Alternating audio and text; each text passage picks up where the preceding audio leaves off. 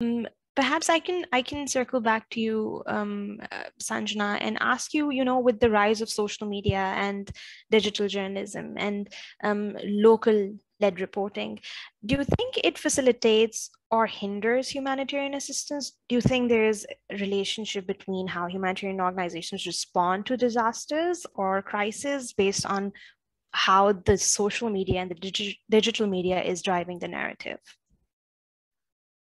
Well,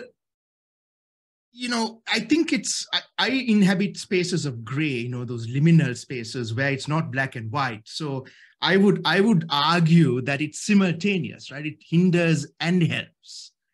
And so that's the challenge. If it was one or the other, I think it will be easier to address or to fix. What happens when it's both?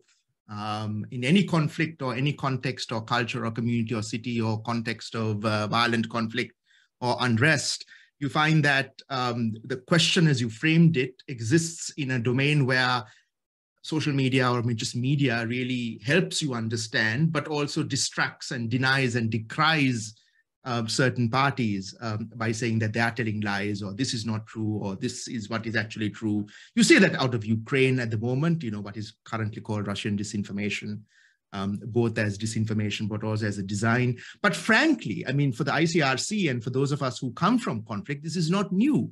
I said in my introduction that this is what we grew up as propaganda. In 1983, as a kid, I remember that the morning's headlines were very different to what I could hear, because I lived next to an airport, of all the aircraft coming in with the dead and the dying from the north of Sri Lanka.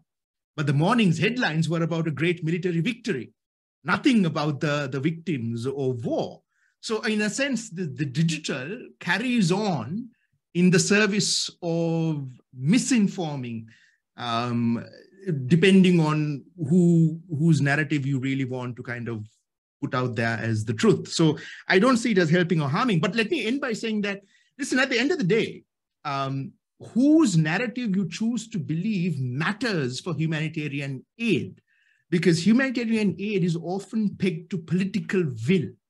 And political will is a domestic consideration where governments around the world, for example, respond to, say, the Ukraine based on how their citizens would think about a conflict.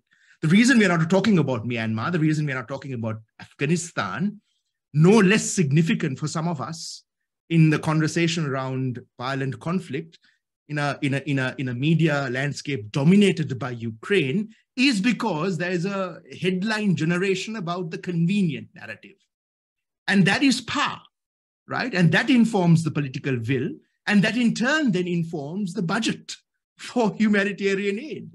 So, you have to see this as all interrelated and interlinked, and then you understand why there is such an emphasis on disinformation today as integral to theaters of war.